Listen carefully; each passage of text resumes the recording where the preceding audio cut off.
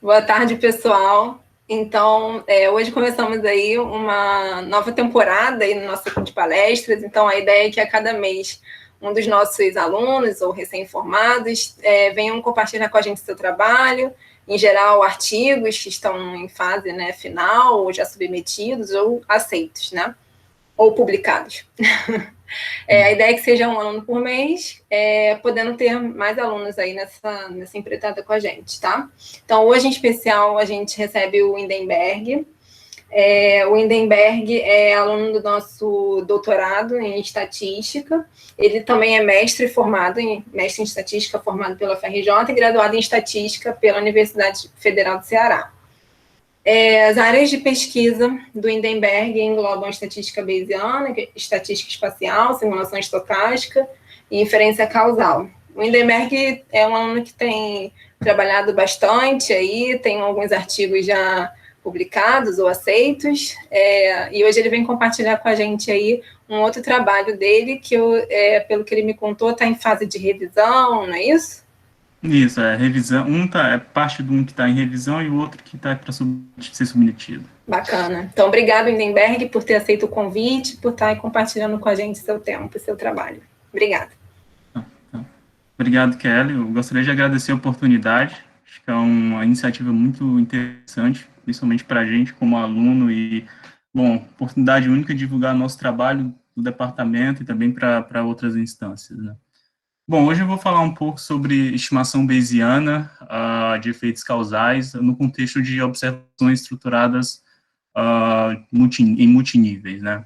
Esse é um trabalho conjunto com a professora Alexandra Schmidt, a professora Erica Moody e David Stephens, e esse foi construído durante um período de um ano que eu estive no Canadá, em 2018, e aí nós viemos desenvolvendo esse projeto nos últimos anos, e estamos nesse patamar atual agora. Bom, então, qual que é o nosso objetivo geral nessa discussão? Nós, basicamente, queremos discutir o efeito de um particular tratamento, chamado de tratamento diretamente observado na cura de tuberculose. Tuberculose ela é uma doença infecciosa causada por uma bactéria chamada Mycobacterium tuberculosis, e em 2018 ela foi responsável por aproximadamente 1 milhão de mortes em todo o mundo. Diferentemente da COVID, a tuberculose ela tem tratamento, né? Não é uma vacina, mas ela tem tratamento, e esse tratamento ele dura pelo menos 6 meses, e em que os pacientes eles tomam medicação durante esse período, só que devido a questões particulares, alguns abandonam, alguns desistem do tratamento, ou a medicação não trabalha da maneira que deveria, e aí alguns desses pacientes eles adquirem a resistência a essas drogas, né? Isso é um dos maiores desafios que tem o tratamento de tuberculose. Isso não é um problema novo, isso é um problema que remonta a 4 décadas, e uma das alternativas que foi proposta pela Organização Mundial da Saúde foi introduzir o tratamento diretamente observado, do inglês DOT, né? Em que a DOT é algo muito simples. Um profissional de saúde ele deve auxiliar o paciente na tomada, na ingestão dos medicamentos. E o objetivo é clarear um pouco sobre a severidade que existe na tuberculose e também reduzir o abandono ou alguma outra questão particular que faça com que os pacientes eles deixem de seguir o tratamento de tuberculose. Bom, mas uma vez que nós tenhamos discutido um pouco qual o problema que nós estamos olhando, quais são os desafios que nós temos na nossa análise, né? Basicamente, nós temos alguns. O primeiro deles é que o nosso conjunto de dados ele é um conjunto de dados proveniente de um estudo observacional. Um estudo observacional ele é caracterizado quando o tratamento, a atribuição de um tratamento ele está fora de controle do pesquisador ou do investigador. E nessas situações em particular, existe um problema bastante comum chamado de confundimento, onde o confundimento ele é um fenômeno que ocorre quando quando um conjunto de covariáveis afeta tanto a atribuição do tratamento e a unidade de resposta de forma simultânea, né? Para exemplificar esse problema, eu vou apresentar aqui umas figurinhas, isso é um exemplo ilustrativo somente, em que aqui eu estou fazendo um scatter plot, uma regressão simples, poderia ser o próximo passo, de horas de estudo com nota final. Através dessa figura, nós podemos notar que existe uma relação negativa entre essas duas variáveis, até certo ponto contraintuitivo. Então, o que nós temos aqui que fazer é, por que nós observamos essa relação negativa? E a resposta é justamente o problema do confundimento. Quando nós adicionamos uma nova informação à nossa análise, que no caso seria a disciplina envolvida, então a gente começa a encontrar padrões diferentes daquilo que nós observamos anteriormente.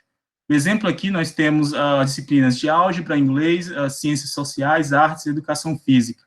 Pegando aqui álgebra em particular, nós podemos notar que, condicionado à disciplina de álgebra, a relação entre tempo de estudo e nota final, ela é positiva, né? E, em geral, a gente precisa de mais tempo de estudo e obtém notas inferiores. Então, Lindenberg, posso te pedir um favor? Você pode ocultar colocar aí ocultar? Sim. Isso, valeu, obrigada. E aí, esse caso aqui em particular é um problema extremo, em que nós temos uma mudança de sinal no coeficiente da regressão. Os casos mais difíceis de se trabalhar e de se discutir são aqueles onde o viés ele apenas muda um pouco o coeficiente de regressão, ele altera a estimativa da associação, né? Bom, voltando para o problema de tuberculose, então, uma vez que nós tenhamos essa ideia do confundimento em mente, aqui nós mostramos uma simples tabela de contingência, em que eu mostro aqui a atribuição da DOT, sim ou não, e se o indivíduo foi curado ou não. Esses aqui são os nossos dados reais. Aparentemente, nós vemos aqui que aplicar a DOT aparentemente induz a uma maior chance de cura. Por que nós podemos concluir isso de forma preliminar? Basicamente porque, se nós olhamos os não tratados, nós vemos aqui que a taxa de curados é aproximadamente de 60% a 70%, algo entre essa magnitude. Enquanto isso, se nós olhamos dentre os indivíduos que receberam a DOT, a taxa de curados é da ordem de 96%. Né? Então, a partir dessa análise, aí surgem algumas questões. A primeira delas que nós precisamos nos perguntar, dentro de um contexto causal, é se a DOT leva a uma maior chance de cura de tuberculose. E se perguntar se isso é uma relação causal. Mas o que seria uma relação causal, basicamente? Uma relação causal está contida num cenário em que nós temos um particular indivíduo com uma dada atribuição, ou ele recebeu o tratamento ou não, e a relação causal, ela diz o seguinte: olha, se eu pudesse intervir, se eu tivesse um poder, pegasse aquele particular indivíduo, mudasse o status dele de tratamento, o que aconteceria? Quanto seria a mudança na resposta associada? Qual seria a nossa nova taxa de cura, se eu pudesse fazer isso? Né? Então, o nosso objetivo nesse trabalho é quantificar esse tipo de efeito, quando nós mudamos o status do tratamento de um particular indivíduo. Qual é o impacto sofrido pela unidade de resposta? Né? O grande problema da nossa análise é como que a gente vai chegar no nosso objetivo quando nós temos confundimento. Quando existe uma terceira variável, nem sempre eu vou saber quem ela é e como é que ela afeta a resposta e tratamento, como que essa terceira variável afeta tratamento e resposta de forma simultânea. Então, para chegar até nosso objetivo, eu vou primeiramente estruturar um pouco do arcabouço estatístico envolvido na análise, e para isso eu vou introduzir primeiro alguma notação.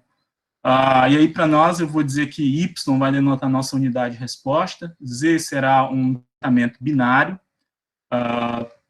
pode ser, Z não necessariamente é binário. Nosso exemplo ilustrativo, nós tínhamos lá que o exposure, o tratamento, seria horas de estudo, né? Mas num cenário particular do nosso trabalho, uma vez que a DOT é atribuição sim ou não, nós estamos trabalhando com o contexto de Z binário.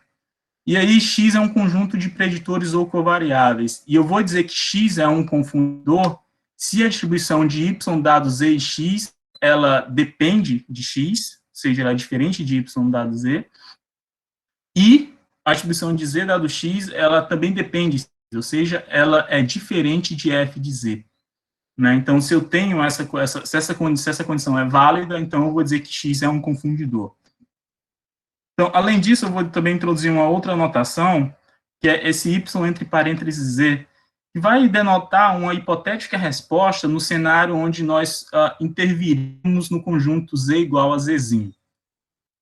No contexto de inferência causal, Y de Z é usualmente chamado de potential outcome, ou resposta potencial. Né? E, através dessa definição, a gente pode escrever a unidade de resposta através da seguinte seção. Né? A unidade de resposta vai ser 1 menos Z, o potential outcome, no caso de Z igual a 0, mais Z vezes o potential outcome, no caso de Z igual a 1. Bom, uma vez definidas as quantidades de interesse, agora eu gostaria de definir com vocês qual é o nosso objeto de interesse. Né? O nosso objeto de interesse é o Average Treatment Effect, que é definido como a diferença entre as potenciais respostas no cenário que eu intervenho por atribuir o tratamento e intervenho por não atribuir o tratamento. Né? Então, sob algumas suposições de consistência, e também propriedades da atribuição condicional, nós podemos escrever essa expressão através dessa quantidade aqui embaixo. Só que existe uma suposição muito forte aqui, que é a de que não existem confundidores não mensurados. O que isso significa? Isso significa que o conjunto de preditores X, ele contém todas as variáveis que confundem a relação entre Z e Y. Lembra lá daquele nosso exemplo lá anteriormente, que envolvia horas de estudo com nota final. A gente condicionou em disciplina e a gente conseguiu corrigir o problema do confundimento. A questão aqui lá eu tinha apenas uma variável confundidora, no exemplo ilustrativo. Aqui eu posso ter várias. E para que essa suposição seja válida, eu preciso que o meu vetor X contenha todas elas. Bom, essa suposição de não existência de confundidores não mensurados, ela estabelece que a distribuição conjunta das potenciais respostas, ela é independente da atribuição do tratamento condicionado ao conjunto de covariáveis. Né? Ou seja, nós temos y0, a distribuição conjunta de y de 0 e y de 1, independente de Z dado x. Só que, mesmo com essas propriedades sendo válidas, nós ainda temos outras problemáticas envolvidas nessa análise. A primeira delas é que, na presença de confundimento, um estimador não viesado de tal, ele vai depender de uma correta especificação da esperança condicional de y dado x e z, para todo par x e z. Isso é bastante relevante. E aí, isso é bem desafiador na maioria das aplicações, e uma alternativa que nós temos seria condicionar a estimação de tal em cada valor específico de x, ou um conjunto de valores, um extrato de x, né? Só que aí, novamente, eu tenho um novo desafio, um novo problema aqui, porque se x ele é p-dimensional, mesmo no cenário simples de variáveis, de conjunto de variáveis binárias, nós devemos condicionar a nossa análise ao conjunto das 2 elevado a p possíveis combinações dos valores dos confundidores. Isso pode ser algo inviável, né? Para mim, p igual a 4 já torna o problema bastante difícil de ser resolvido.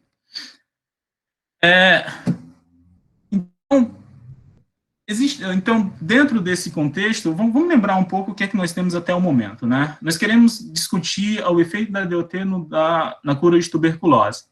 Nós estamos sob um cenário de dado observacional, e nesse contexto nós temos problemas relacionados a confundimento. O confundimento ele pode viesar as estimativas dos efeitos causais. Eu tenho algumas propriedades ligeiramente fortes, que na presença de confundidores não mensurados, eu consigo calcular o efeito causal de forma não viesada, mas isso eu preciso conhecer corretamente a esperança de y dado x e z. E isso precisa ser conhecido para todo par x e z. E aí nós vimos agora que se x tem dimensão muito alta, isso pode ser algo inviável. Logo, nesse sentido de reduzir a problemática da dimensão associada com x, Rosenbaum e Rubin introduziu em 83 um conceito de balance score. Isso é um paper na Biométrica. Conceito de balance score. Né? O que é o balance score, basicamente? O balance score é uma função de x que tal que, condicionado ao balance score, a atribuição do tratamento e os confundidores, eles são independentes. Né? E, novamente, nesse cenário, se eu consigo encontrar B de x, então, se nós conseguirmos garantir que não existe confundidor mensurado, aquela propriedade anterior de que a distribuição conjunta das potenciais respostas serem independentes a Z também vai ser válida se nós estivermos condicionados ao balance score. Um caso particular do balance score ocorre quando o tratamento ele é binário. Nesse cenário, nós vamos chamar o balance score de propensity score, onde o propensity score ele é igual à probabilidade da atribuição do tratamento condicionado ao conjunto de confundidores. E o propensity score, usualmente, ele é estimado através de uma regressão linear, de uma regressão logística, desculpa. Né? Bom, aí algumas propriedades interessantes do balance score, porventura também do propensity score, é que se, novamente, nós estamos sob a hipótese de não existir confundidores não mensurados, o ATE, o Average Treatment Factor, pode ser calculado substituindo naquela expressão anterior, x pelo propensity score. Né? Então, isso é uma alternativa bastante razoável, porque, veja, x aqui, ele pode ser, não sei, 30 variáveis, né? Porque a única coisa que eu saio de algo com 30 variáveis e vou para algo que ele é univariado. Ou seja, ele impacta justamente essa questão da redução de dimensão do x.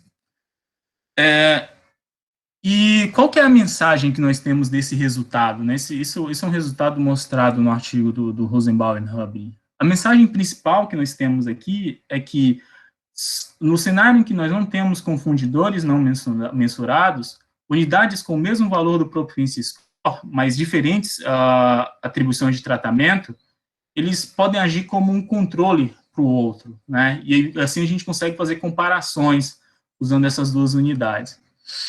Problema, esse resultado só é válido quando nós estamos sob uma correta especificação do propensity score. Né? Nem tudo é perfeito. Bom, então, atualizando aquele nosso resuminho lá, agora nós já vimos que existe uma alternativa para resolver o problema da alta dimensionalidade do X. Só que o nosso objetivo, em particular, é trabalhar sobre o contexto bayesiano. Né? E o propensity score tem um único objetivo, que é induzir um balanceamento entre unidades amostradas. Isso significa que eu quero quebrar uma estrutura de estocástica de correlação envolvendo as unidades observadas. Enquanto isso, se nós formos pensar no contexto bayesiano, a abordagem bayesiana, ela usualmente está associada a nós estabelecermos um modelo a priori, combinarmos com a semelhança, unir os dois e obter uma atribuição posterior. Assim, a abordagem bayesiana ela não fala nada de algo no sentido de eu preciso quebrar uma relação estocástica, eu vou quebrar uma relação estocástica entre unidades observadas a partir desse argumento específico. Isso não é dito dentro de um contexto bayesiano. Então, com esse desafio, a pergunta que fica para nós é como que nós podemos ser bayesianos nesse particular cenário que nós temos que trabalhar. Bom, existem algumas alternativas na literatura, e essas alternativas elas dependem do campo de aplicação que nós vamos discutir. Nosso trabalho, em particular, foca no contexto de regressão com o Propensity Score, mas existem outras áreas que envolvem matching, stratification, inverse probability of treatment weighting, que também lidam com o problema de confundimento em estudos observacionais, mas num contexto diferente, né? Então, nosso cenário em particular é regressão com o Propensity Score. E nessa área existem algumas abordagens, aqui eu marco uma interrogação, porque são abordagens supostamente bayesianas, né, algumas delas. E a primeira delas, talvez a mais famosa delas, é essa abordagem conjunta, proposta nesse artigo de McCandless em 2019.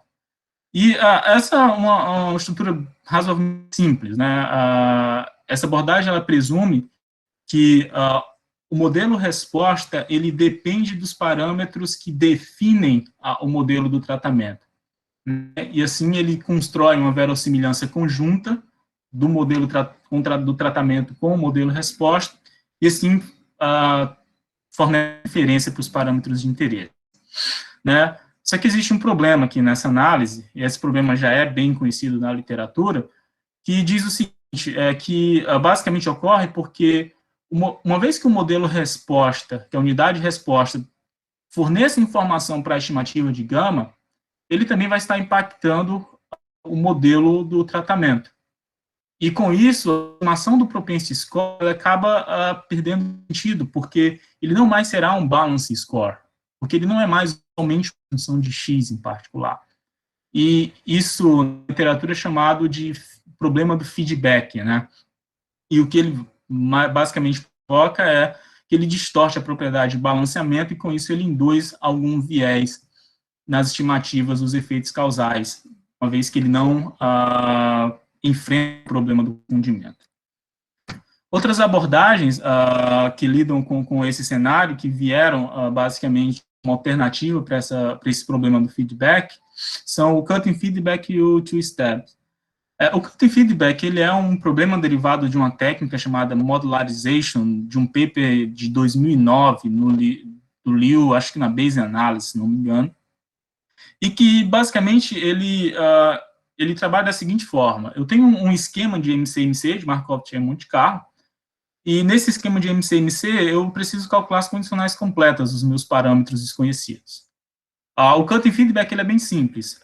Eu vou, no passo lá de MCMC, a única diferença que eu tenho com o modelo conjunto é que eu vou assumir que a condicional completa dos parâmetros que definem o modelo do tratamento, elas são independentes do modelo resposta, né? Então, eu vou cortar o feedback do modelo resposta na atualização dos meus parâmetros que definem o modelo de tratamento. Esse é o chamado cutting feedback. O two-step é uma abordagem supostamente mais radical, né? A ideia do two-step é que eu consiga uma estimativa pontual dos parâmetros que definem o modelo do tratamento, construa o Propensity Score e plugue o Propensity Score no modelo resposta como uma quantidade conhecida, né? E aí, nós trabalhamos a estimação dos efeitos causais condicionados a esse Propensity Score estimado. Bom, eu não vou entrar em detalhes. Esse trabalho aqui é um trabalho da gente que está em revisão. Eu não vou entrar em detalhes sobre esse artigo, mas aqui nós apelamos para a representação de DFNet do modelo de regressão com Propensity Score. Nós tiramos algumas conclusões das abordagens bayesianas como um todo, né? A primeira delas é que a abordagem conjunta, ela não é uma abordagem bayesiana derivada da representação de DFNet, do modelo causal com Propensity Score. A segunda delas é que tanto o cutting feedback quanto o two-step, eles são abordagens bayesianas válidas quando nós nos baseamos na representação de DFNet. Contudo, as estimativas causais do cutting feedback, elas são inerentes a um viés devido à questão de erro de medida, né? E, por último, a melhor forma de evitar viés nesse contexto de regressão com Propensity Score é seguir uma abordagem em 2 passos, né? O único problema que fica remanescente com essa análise é a questão de como que a incerteza dessa estimativa ela é propagada para o modelo resposta, né? Lá a gente fez uma proposta baseada em Bayesian Bootstrap para lidar com essa questão, e nós mostramos lá que a nossa proposta, a nossa metodologia, ela consegue recuperar boas propriedades frequentistas, né? Com isso ela é razoável dentro daquele contexto. Bom, o que foi que nós vimos até agora, né? Nós sabemos que o nosso objetivo é estimar o efeito da DOT, o impacto da DOT na cura de tuberculose. Nós sabemos que os nossos dados eles são observacionais, nós sabemos que nós temos problemas de confundimento, nós sabemos que nós estamos condicionados a um conjunto de covariáveis potenciais confundidores e que existem desafios em trabalhar diretamente com X. Para isso, a gente, ao invés de trabalhar diretamente com X, nós vamos trabalhar com o Propensity Score,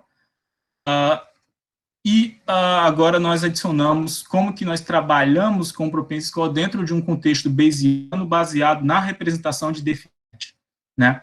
Então, uma vez que nós tenhamos isso em mente, agora vamos para o problema de fato que nós temos.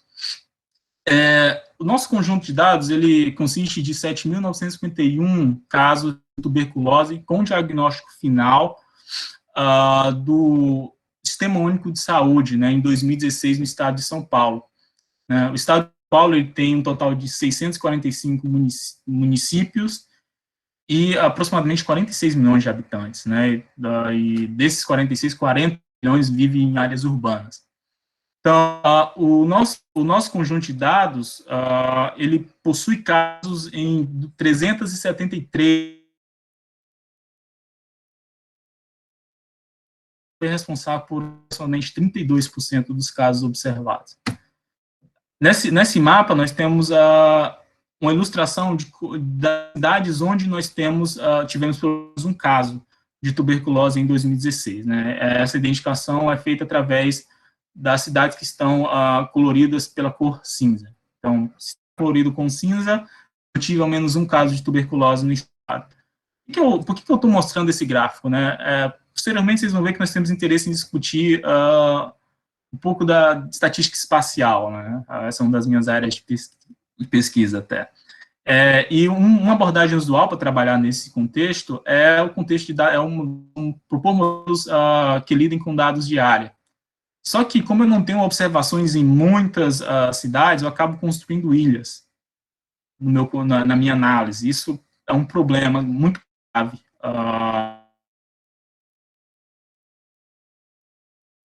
Essa particular constituição dos casos de tuberculose façam que eu não possa usar algumas abordagens específicas, me limite a um conjunto menor de alternativas. Bom, então, quem são nossos dados? Né? Bom, os nossos dados observados, eles são, eu vou dizer que Z e J é um tratamento binário que indica se o indivíduo I, na cidade J, ele recebeu a DOT. Y e J vai denotar a resposta de interesse, que indica se o indivíduo I, na cidade J, teve um diagnóstico de cura ao final do tratamento. E esse X e J representam um vetor P-dimensional de covariáveis observadas, contendo tanto características individuais como de cidade, né, de grupo. Essas covariáveis, elas são, por exemplo, algumas delas estão aqui, né, como indicador para gênero masculino, indicador para diabetes, indicador para prisioneiro, para morador de rua e algumas outras. E de grupo, em particular, nós temos o IDH da cidade. Bom, nós passamos a nossa discussão anterior sobre a parte mais teórica do problema, falando que os nossos resultados eles eram válidos sob a hipótese de não existência de confundidores não observados. O problema é, se essa suposição não for válida, em particular, se eu tiver dados que são gerados de acordo com essa figura 3A aqui, o que acontece, né? A figura 3A e a 3B, elas induzem o mesmo mecanismo de geração de dados. A única diferença é que na figura 3B eu estou incluindo um nó do Balance Score, que é uma função determinística de X e de U. Desculpa.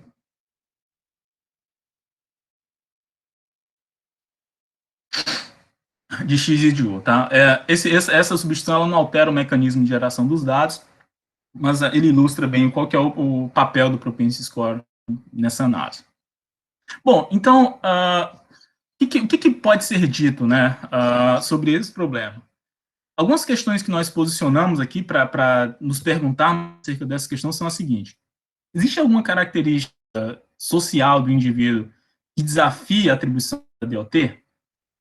Segundo, a percepção individual de cada indivíduo acerca da severidade da tuberculose, ela posiciona algum desafio do indivíduo seguir a DOT? Por último, o tratamento da DOT depende de alguma característica administrativa no nível municipal? Nós podemos fazer várias especulações aqui.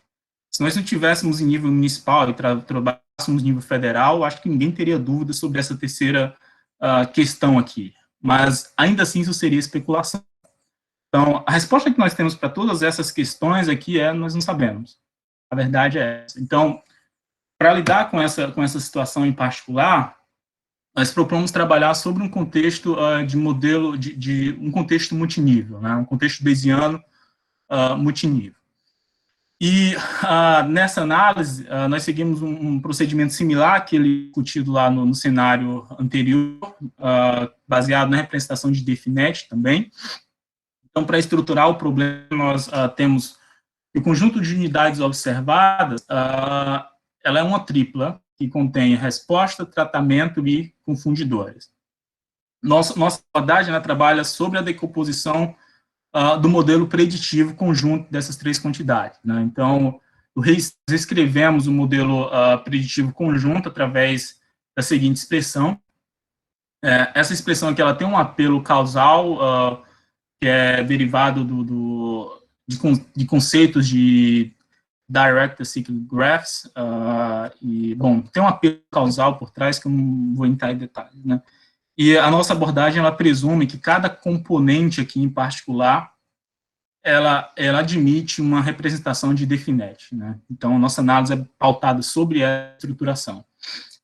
Existem alguns desafios aqui, eu não vou entrar em detalhes também, porque acho que tem muita questão teórica e eu acredito que não seja relevante para discutir no momento. Bom, mas, então, como é que nós, uma vez que nós trabalhamos sobre esse dado contexto, como que fica a nossa análise, né? Então, nossa análise, ela presume um modelo misto para o tratamento, em que ele depende de efeitos fixos e de um efeito aleatório no DZJ, aqui, né? E aqui eu estou dizendo, e o PS de J, que é o Propensity Score para esse cenário em particular. E aí, uma vez, como pela repressão, pela nossa duração, né, a gente vai ter, para o modelo resposta, algo do tipo, né, em que eu tenho o efeito do tratamento, a atribuição da DOT, e o efeito de um outro conjunto de valores aqui, que Betilda ele pode depender de intercepto, pode depender de efeito aleatório, pode depender de vários fatores, né? Mas Betilda ele tem um objetivo em particular. Betilda é uma quantidade que ela induz balanceamento para quantidades observadas, para confundidores observados e não observados. Esse é o intuito de Betilda. Bem, ele pode ser estruturado de forma tão complexa quanto se presuma um investigador específico. Bom, nós trabalhamos nesse contexto, nessa abordagem aqui no nosso desenvolvimento, e novamente nós recorremos à representação de DEFINET, né? E por uma abordagem similar, mas um pouco mais complicada, com mais contas, nós conseguimos mostrar que, novamente, a abordagem bayesiana ela precisa ser seguida quando o objetivo é induzir balanceamento através do Propensity Score, ela precisa ser seguida assumindo uma separação entre exposure e outcome, tá? Entre resposta e tratamento. Bem, então, por algumas questões que nós discutimos lá no nosso trabalho, a nossa análise ela assume novamente uma abordagem em 2 passos, né? Aqui, o cut feedback, ele novamente tem um problema relacionado a erro de medida, mas a questão do viés ela é mais complexa nesse modelo. Então, existem mais mais problemas, em alguns cenários ela vai bem, outros não, mas enfim,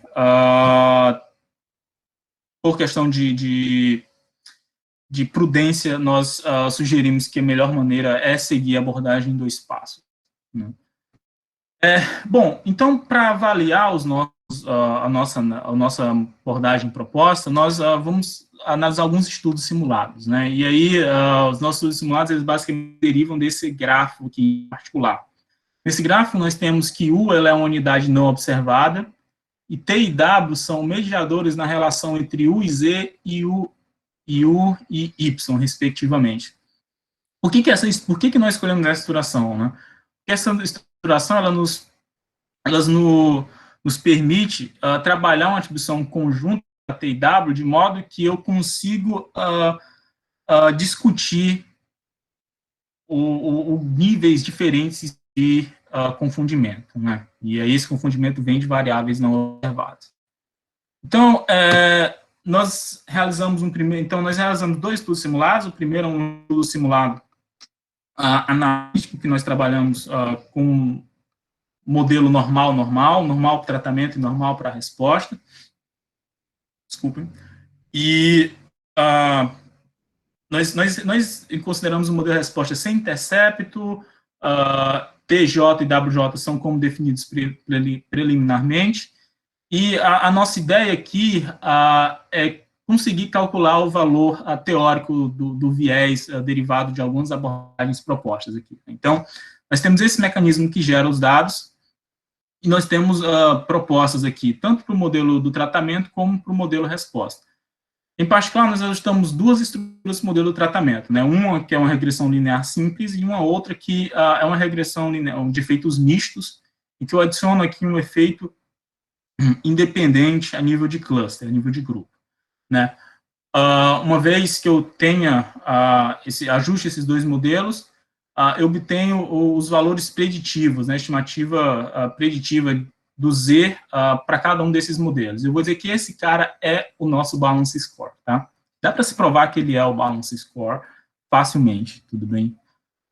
Que a esperança de Z da X é o balance score. Dá para se mostrar isso sem muita dificuldade. Então, uma vez que nós estimemos essas quantidades, o Z sobre esses particulares modelos, a gente ajusta um modelo resposta. E aí nós consideramos 4 modelos para esse. O primeiro deles é um modelo que não tem ajuste para confundimento. Eu tenho somente Y condicional a Z, e aí eu sigo com a minha análise. O segundo é uma versão do modelo sem ajuste para confundimento, mas é uma versão estendida, porque eu considero o X, né, e eu acabo corretamente especificando essa primeira parcela aqui do modelo resposta. Lembrem lá que se eu consigo corretamente especificar o modelo resposta, então eu consigo recuperar os efeitos causais de interesse. Aí vem a primeira abordagem baseada no balance score, ou no propensity score, né, que nós estamos chamando aqui, que diz respeito a substituir X pelo propensity score, pelo balance score estimado do modelo 1, né, então eu consigo ter Z chapéu aqui do modelo, eu vou pegar esse Z chapéu e vou plugar ele aqui com uma quantidade conhecida. E o SPSM2 é o cenário em que eu busco o Z chapéu do modelo 2, né, e aí para conseguir esse Z chapéu do modelo 2, eu vou assumir por conveniência que todos os parâmetros associados com a variância do modelo de geração de dados, eles são conhecidos, né? E aí, através dessa suposição, eu consigo calcular, eu consigo encontrar a expressão analítica do viés de cada um desses 4 modelos. O que a gente faz aqui nesse estudo é uma análise nesse sentido, né? Uma vez que eu consiga calcular o valor analítico do viés, então eu vou trabalhar aqui com o valor absoluto dele, né? E aqui eu vou trabalhar em variações das quantidades de interesse. A primeira quantidade de interesse é a correlação entre os processos T e W. Estou variando ele aqui nas linhas. E a segunda variação que eu tenho interesse é a variância de T e a variância de W. Então, eu construo um grid aqui na variância de T e variância de W para cada um desses valores de correlação. Produz um estudo de Monte Carlo. Esse estudo em particular teve 1000 replicações de Monte Carlo, calculo o valor analítico do viés, e o que eu tenho aqui é a média desses vieses para 1.000 amostras de Monte Carlo, né? E o que é que a gente pode notar aqui? O primeiro cenário aqui de ρ de TW igual a zero é o cenário em que eu não tenho confundidor não observado. Por que eu não tenho? Porque uma vez que TW sejam independentes, a distribuição de Z dado W, ela não depende de W. E a distribuição de Y dado Z e T, ela não depende de T. Então, portanto, aquela condição de confundidor lá, que nós demos no início, ela não é válida. Então, o que nós temos aqui que são, a verdade é que nós não temos confundidores não observados. Nesse particular cenário, o modelo sem ajuste para confundimento, ele produz melhores resultados, isso acontece nos demais cenários também, com exceção do último, né? Mas esses dois modelos aqui, eles produzem estimativas não viesadas, né? O primeiro porque ele corretamente especifica a relação entre Y, Z e X, né? Então, a gente consegue estimar de forma correta. O segundo porque é a proposta do Propensity Score, de fato, né? E esses dois modelos, eles estimam o viés de forma... Não tem viés no modelo. Por outro lado, esse modelo, o modelo que a gente inclui um efeito aleatório no tratamento, ele produz algum viés para esse particular cenário. Só que, à medida que eu aumento a correlação, esse modelo continua fornecendo algum viés, só que esse viés ele fica em dimensões inferiores aos demais modelos. Em particular, o modelo PSM1, que não inclui nenhum fator para contar o efeito de variáveis de confundidores mensurados, ele acaba por sair de um caso não viesado para o pior caso no cenário em que T é igual a 0,9. Né? Bom, então, essa seria a mensagem que nós temos desse estudo simulado. Nós também discutimos outros cenários de estudo simulado, que foi o cenário em que eu tenho tratamento binário e resposta binária. Nós seguimos uma análise similar, só que agora nós temos duas covariáveis no modelo, x1 e x2, tá? E, novamente, nós consideramos um modelo que não inclui efeito aleatório, e aqui um modelo de efeitos mistos no logito do Propensity Score. Né? E aí, a partir daí, a gente estima o Propensity Score para cada um desses modelos, aí pluga ele no modelo resposta como uma quantidade conhecida e segue com as análises. Em particular, nossa análise agora ela diferencia um pouco daquele cenário primeiro, que agora nós estamos trabalhando variações no modelo resposta, no sentido de considerar modelos somente de efeitos fixos e considerar modelos de efeitos mistos. Então, esse modelo MD1 aqui, ele é um modelo somente de efeitos fixos, em que o Propensity Score é estimado de acordo com esse modelo SPMD1. Em contrapartida, o modelo 2, ele também é um modelo de efeitos fixos, só que eu estimo o Propensity Score através do modelo ESP-MD2, né? E o que diferencia esses modelos do MD3 e MD4 é justamente a inclusão de um efeito aleatório a nível de grupo. Nesse estudo em particular, nós trabalhamos supondo que todos os parâmetros eles eram desconhecidos, trabalhamos em estudo de Monte Carlo, só que nós ajustamos os modelos através de Markov Chain Monte Carlo, né, de MCMC. E aí nós trabalhamos 3 cenários específicos na geração de T e W. Primeiro foi, eu considero T e W iguais para todo J. Eu considero um cenário de independência entre T e W, ou seja, não tem um confundidor não observado, e considero um cenário em que a correlação entre T e W ela é igual a 0,5. Então, nós trabalhamos 2 cenários de variação na atribuição de X, e os resultados estão aqui. E o que diferencia um do outro é que no primeiro cenário, a variabilidade total de X é menor do que a variabilidade total de X no segundo cenário. E o que a gente pode observar é que no caso 1, ou seja, T e W iguais, os modelos condicionados ao Propensity Score que incluem um efeito aleatório, eles mostram viés, mas eles têm a magnitude do viés ela é inferior. Não falei aqui, mas essa linha tracejada aqui é o valor verdadeiro. Tá? Nesse segundo cenário, todos os modelos eles produzem estimativas não viesadas, né, ou muito próximos disso.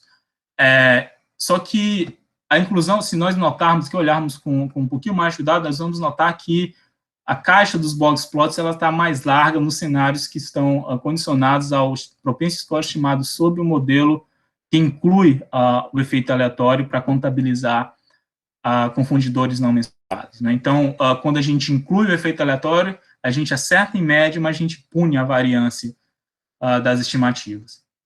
E no caso 3, a gente também tem algo similar ao caso 1, só que numa magnitude menor, né?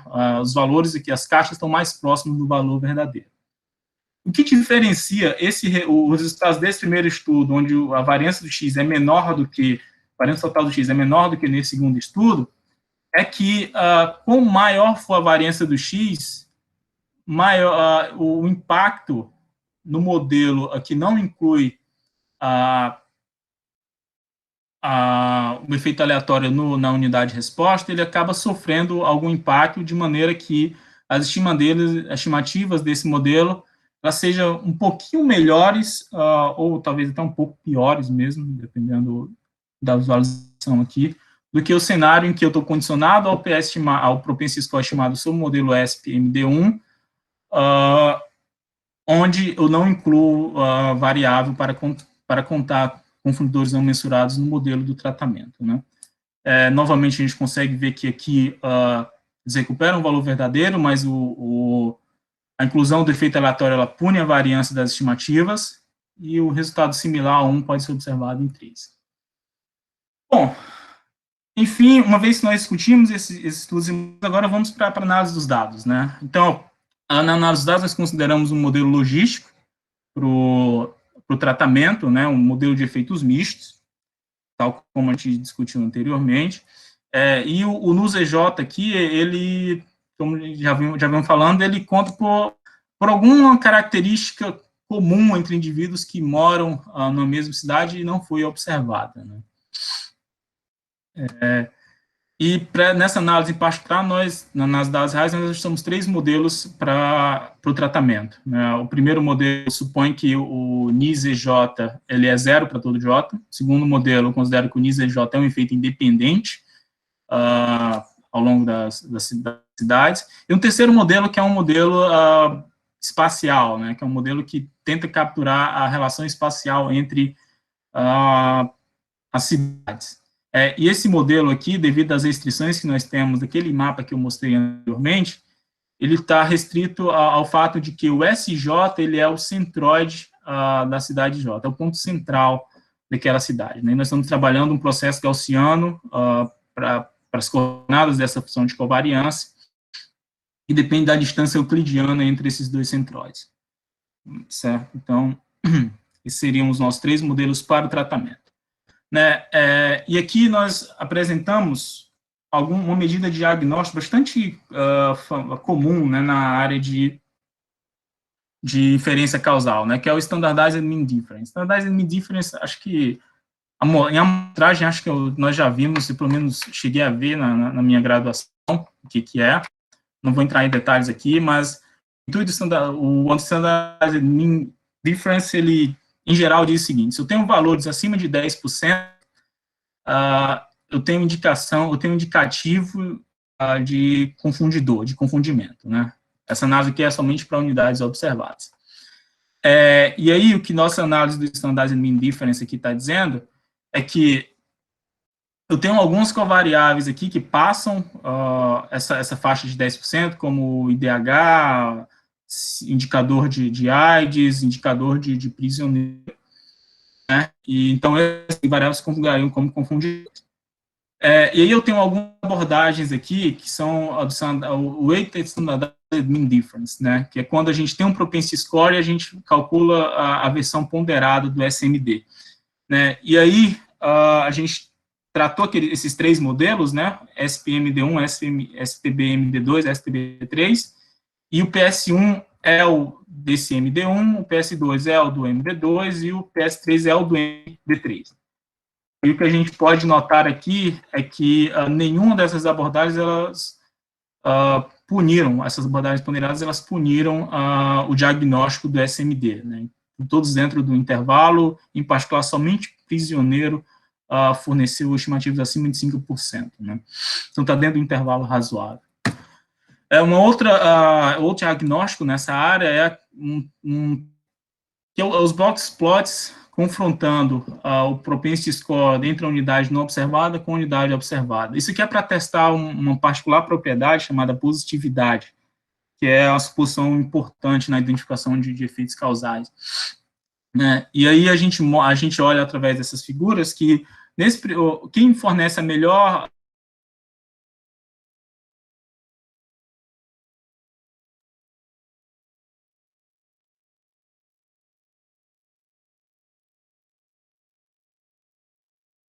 distribuição dos tratados e dos não tratados.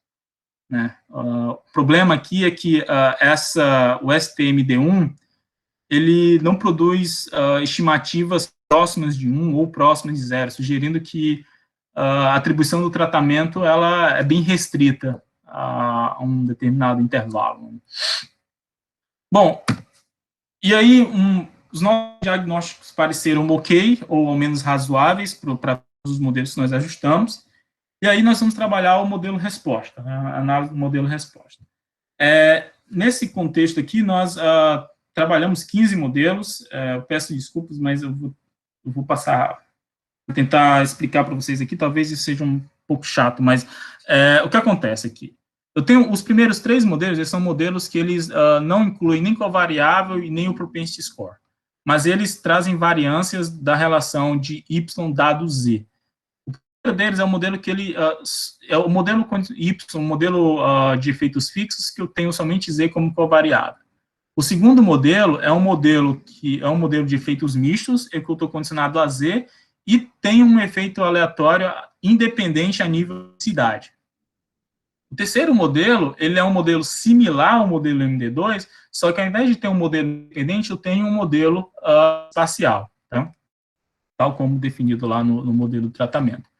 Aí, o próximo bloco de 3 modelos, ele diferencia desses modelos de 1 a M3, porque, além do Z, eu incluo o conjunto de covariáveis, né, o X aqui.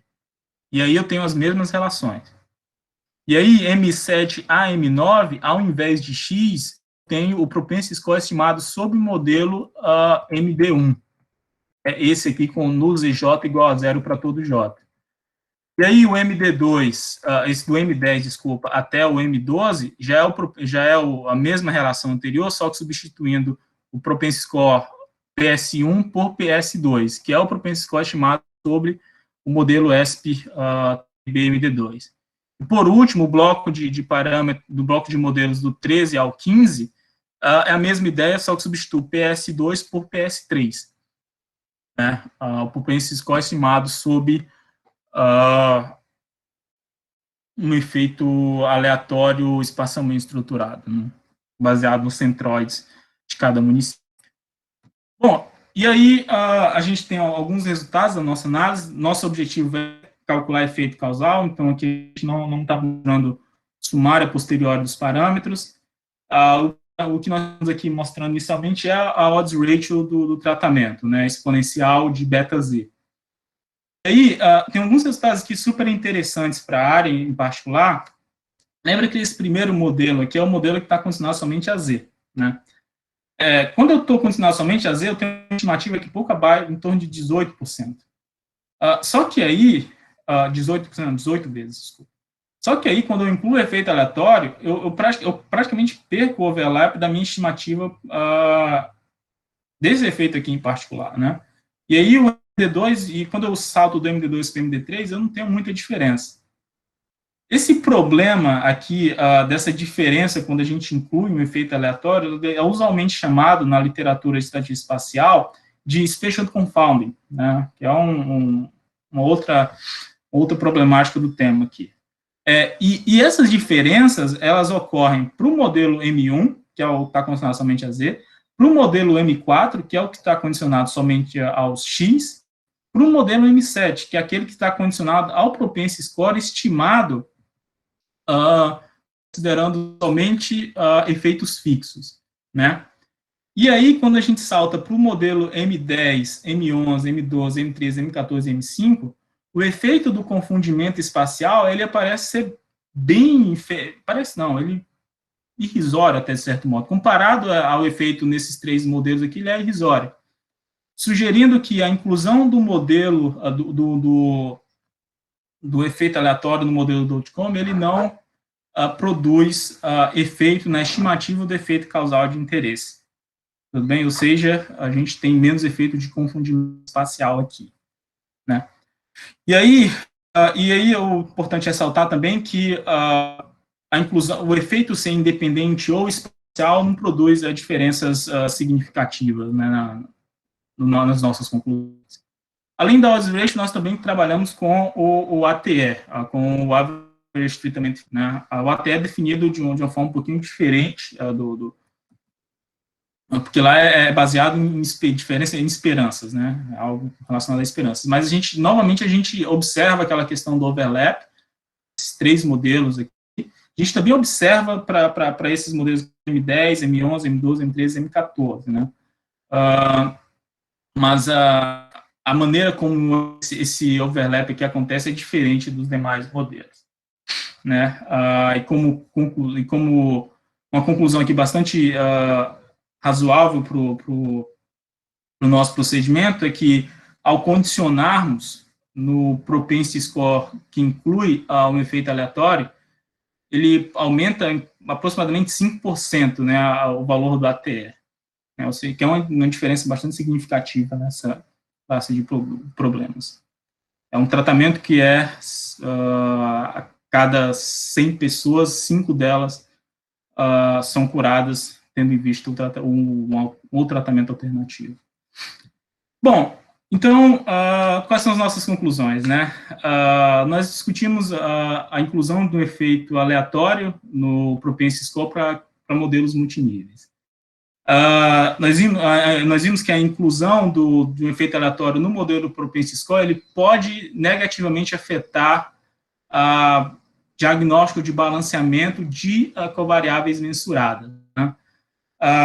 Além disso, quando nós incluímos o efeito aleatório no modelo resposta, as mudanças nas estimativas causais são menores para os modelos condicionados do propensity score estimados sob os modelos MT, SPTB MD2 e STB MD3. Foi esses resultados que nós observamos na odds ratio aqui. E aí vem a principal conclusão que nós temos, né, que é a resposta ao questionamento. Nós deveríamos advogar na direção de incluir um efeito aleatório no modelo do propensity score e acerca de incluir um efeito aleatório no modelo resposta, né? A nossa resposta para esse questionamento, que é um dos principais objetivos que nós temos nesse trabalho, é que se nós tivermos uma identificação forte de potencial confundidores mensurados e nós não penalizarmos diagnóstico de balanceamento para os confundidores não observados, a resposta para essa questão ela deve ser sim, para nossos modelos. Bom, eu gostaria de agradecer. Esse é um trabalho que foi financiado pela FAPERJ, pelo CNPq, pelo ILAP do Canadá, né, o programa que o ILAP junto com o INSEC foram os 2 mecanismos que fizeram com que eu pudesse ir ao Canadá e passar um ano lá. Aqui tem algumas referências e, bom, enfim, esse aqui é o nosso artigo que está submetido, está em revisão agora, na realidade. Obrigada, Lindenberg, pela excelente apresentação. Eu tive uns problemas aqui com a minha internet, então, em alguns momentos eu acabei perdendo a apresentação, infelizmente. Então, foi por isso que vocês devem ter visto eu entrar e sair em alguns momentos. Mas, enfim, foi ótimo. Parabéns. Obrigado. Pessoal, vocês têm alguma pergunta para o Lindenberg? Alguma curiosidade?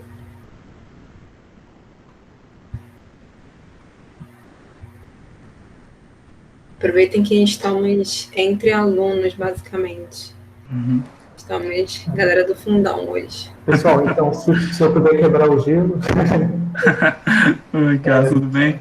Tudo bem. Eu peço desculpas, Lindenberg, que eu cheguei muito tarde, eu estava num outro compromisso, voltei só agora, com uma aula Fiocruz.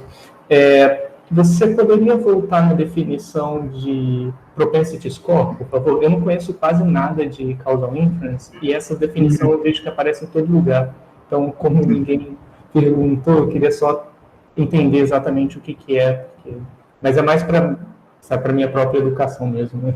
Desculpa ter entrado depois de você ter Não, isso. não, tranquilo, cara. Obrigado pela pergunta. Então, o Propensity Score, ele vem na direção, o que acontece, né? Nós temos uma quantidade de interesse. A quantidade de interesse é o Average Treatment Effect. Ele é dado por a diferença de valores esperados, que seria quando nós intervíamos na unidade de resposta para receber o tratamento, menos o caso que nós intervíamos na unidade de resposta para não receber o tratamento. E aí, quando nós estamos sob a presença de confundidores, que são variáveis que afetam tratamento e resposta simultaneamente, o cálculo desse Average Treatment Effect ele é desafiado, por algumas razões, né?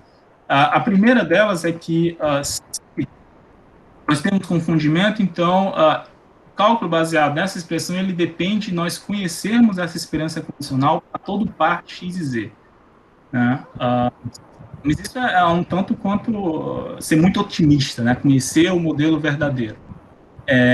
E aí, isso acaba sendo um desafio. Então, o que surge, e talvez as pessoas tenham escutado bastante agora nessa análise das vacinas, né? Para tentar diminuir esse problema do confundimento, as pessoas começam a trabalhar com condicionamento na unidade X. Por isso que a gente vê a vacina foi um estudo aleatorizado, em que foi controlado para idade, para diabético, para doenças no aparelho respiratório e coisas do tipo, né? E aí seria, no caso, de condicionar em possíveis extratos de X. Esse é um procedimento anterior. E aí, só que quando a gente faz esses condicionamentos iniciais, a gente ainda vai ter as características individuais do indivíduo, que podem ser confundidores para a resposta que nós vamos obter. E à medida que a dimensão desses possíveis confundidores individuais cresce, a análise começa a ficar desafiadora. A gente tem um problema de alta dimensionalidade aí, né? Porque para ter um resultado razoável, a gente precisaria condicionar, né, todas as duas elevadas combinações possíveis de valores das covariáveis individuais. O Propensity Score vem nessa direção de corrigir o problema de alta dimensionalidade. A gente faz, o Propensity Score vai ser, no caso, a probabilidade da atribuição do tratamento condicionada ao conjunto de confundidores. Nós temos individuais, no caso, seria esse exemplo da vacina. Então, e aí, existem algumas análises que são... Então, o Propensity Score é isso, essa probabilidade de atribuição do tratamento. E aí existem algumas análises que lidam com o problema de diferentes formas. Nós lidamos com o problema através de regressão com o Propensity Score. O que nós estamos vendo mais comum é o Inverse Probability of Treatment Weighting em junção com esse matching aqui, porque ele faz o matching inicial e aí depois ele usa esse Inverse Probability of Treatment Weighting para estimar os efeitos causais. Mas todas essas abordagens, elas são baseadas também, podem ser baseadas também com o Propensity Score, que é a probabilidade de atribuição do tratamento dado confundidores. Saquei. Obrigado, Andy. Desculpa por sei que é uma coisa tão básica, mas... Não é tão básico, definitivamente não é. Muito obrigado. Obrigado pela pergunta, Carlos. Mais alguma pergunta para o pessoal, para o Idenberg? Podem deixar no chat também, se quiser.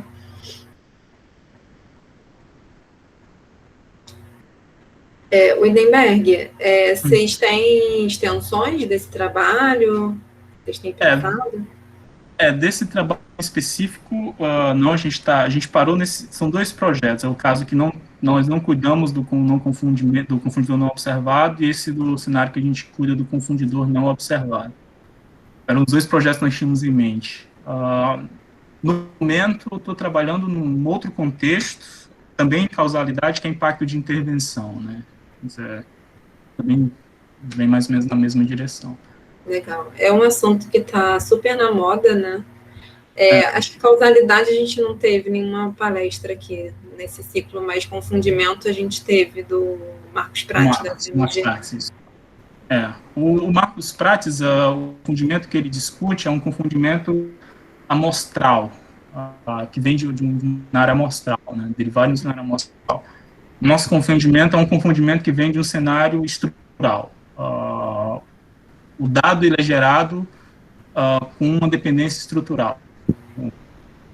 Essa é a diferença dos dois trabalhos, assim. Certo. Kelly, eu não sei se ainda tem um tempo, mas eu queria só conversar sobre minha experiência, né? Eu ia pedir mesmo para você falar isso para a gente. Você quer parar de compartilhar a tela? Pode ser. Sim, pode ser. Então, pessoal, eu pedi para o Lindenberg falar um pouquinho para a gente das experiências dele em submissão de artigo, né? Até nas ideias, como é que foi o andar do doutorado dele. Então, ele vai falar um pouquinho para a gente também sobre isso. Posso continuar gravando, Lindenberg? Pode, por mim tá tranquilo. Então, gente, primeiramente eu quero novamente agradecer a Kelly, porque eu acho essa ideia espetacular, incrível, porque quando eu entrei no mestrado e pretendi seguir essa carreira acadêmica em particular, a gente encara alguns desafios, né? E o primeiro desafio dele é que a gente precisa produzir de alguma forma, não necessariamente como artigos, mas produzir no sentido de eu chegar num ponto em que eu preciso construir uma dissertação e eu preciso construir uma tese de doutorado. E esse processo é difícil, pelo menos para mim foi muito difícil.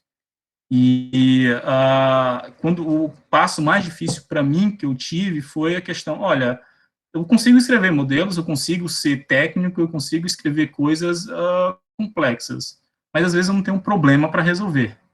E esse é o grande desafio que eu lidei nesse todo esse processo, talvez o aprendizado que eu tive. Às vezes a gente precisa ter andar alguns passos atrás, ou talvez alguns passos à frente, às vezes a gente precisa entender que qual é o meu problema de interesse, qual é o meu objeto de interesse, né? E esse problema de interesse, em geral, ele passa por um processo de qual dado eu vou analisar, qual informação eu quero discutir, no caso. E durante esse projeto, a gente começou com algo bastante teórico, esse trabalho começou com algo bastante teórico, que era justamente, eu quero discutir o contexto bayesiano do ponto de vista filosófico de regressão com propensity score. Esse era o nosso projeto inicial.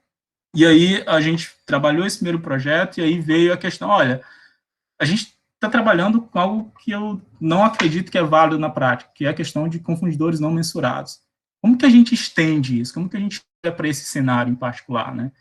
E aí a gente discutiu esse problema, e a primeira coisa que tanto a professora Alexandra, quanto a professora Érica, quanto o professor David me falaram foi: procura um conjunto de dados que a gente possa discutir. Então, e aí eu fui atrás do conjunto de dados, eu dei uma sorte incrível, porque eu estava deitado, e aí eu vi um noticiário que falava sobre tuberculose. Aí eu lembrava, tuberculose é uma doença causada por bactéria, uma doença infecciosa. Como é que eu vou conseguir esses dados? Aí eu fui, pesquisei no SUS, mandei e-mail descarado mesmo para o pessoal do SUS, e foi onde eu tive uma das experiências mais incríveis do meu período de doutorado.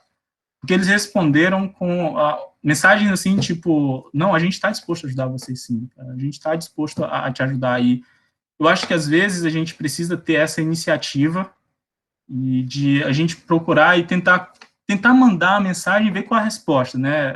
Tem uma frase já bastante dita que o não já tem. Ver o que a gente consegue além desse não. Então, quando eu mandei essa mensagem para o pessoal do SUS, a diretora do setor de tuberculose, ela mandou a mensagem de volta e marcou uma reunião conosco.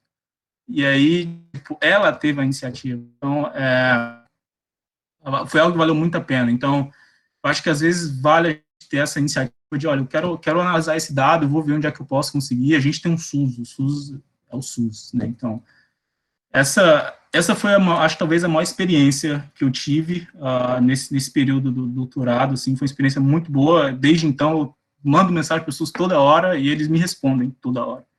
Eu ainda não tive mensagem não respondida pelo SUS.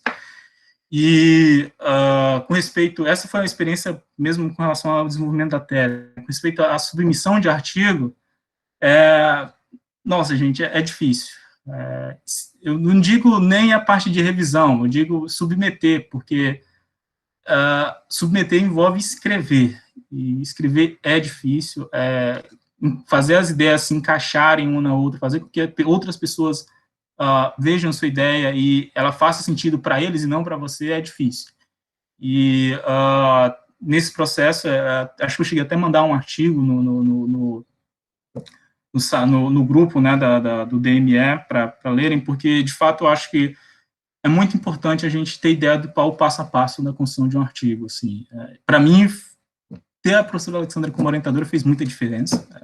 O João foi meu orientador também no mestrado e fez absoluta diferença. O João escreve super bem. Acho que se você quer alguém para ver se você está escrevendo algo razoável, manda mensagem para o João. E se ele não te responder, você manda para a Kelly. E é que ele faz o João responder. É mais ou menos nessa direção. Bom, gente, aí é isso. A gente está no estágio de revisão dos artigos ainda. A gente recebeu uma primeira revisão pesada, mas dá para contornar.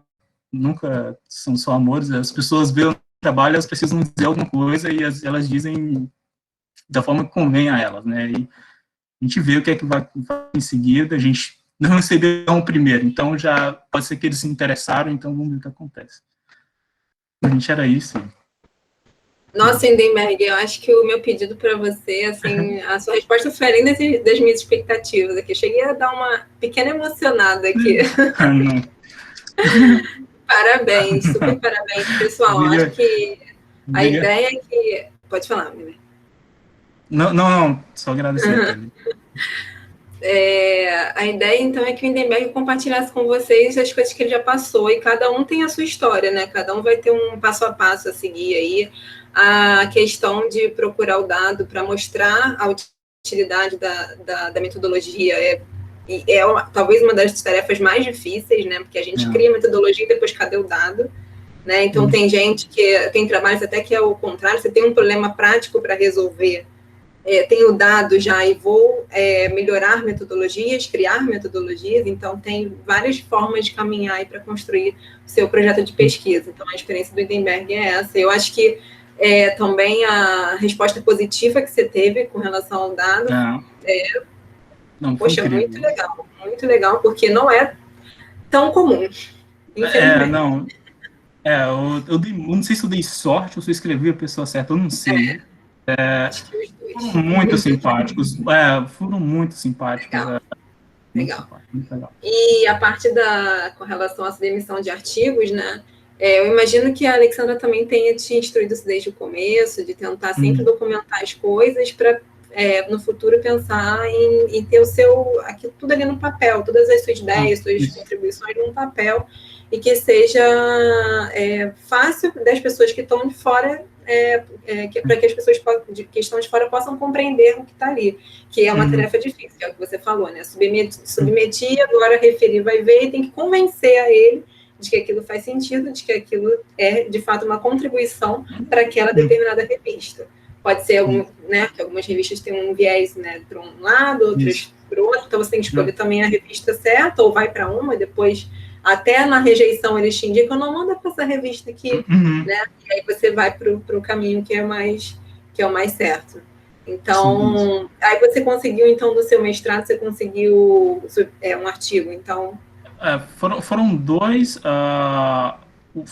Um é um artigo que eu estou como autor mesmo principal, o outro foi que foi um projeto, né? Um projeto que começou com a Caroline Ponce, e aí o Igor foi orientado pelo professor João e pela professora Alexandra na graduação, aí eu fui orientado pelos dois no doutorado. Aí, eu participei desse trabalho através do ajuste dos modelos, foi derivado também da minha dissertação de mestrado. A discussão, tudo foi o professor João e o professor Alexandre.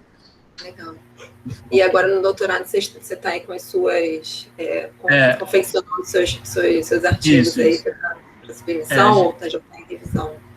Isso, tem um em revisão, e a gente está trabalhando em outro aí para ver se submete, e vamos ver o que acontece. Bacana, vai dar tudo certo. Qualquer coisa... Tá bom, Kelly. Bom, pessoal, o Hindenberg está aí também perto de fechar o doutorado, então ele já tem para os novos que estão entrando aí, é só o começo também. Mas decidir convidá-lo também, porque sabia que iria ter coisas interessantes para compartilhar com a gente, também por ser um tema também que não é tão comum, né? Não foi tão comum nos ciclos e até nos projetos, mesmo na pós-graduação, não tem tanta gente trabalhando com isso. Muito obrigada, Lindenberg. Obrigada, pessoal, pela presença. Até a próxima, então, no próximo período, tá? Fiquem bem, se cuidem. Tchau, tchau. Obrigado, Lindenberg. Obrigado.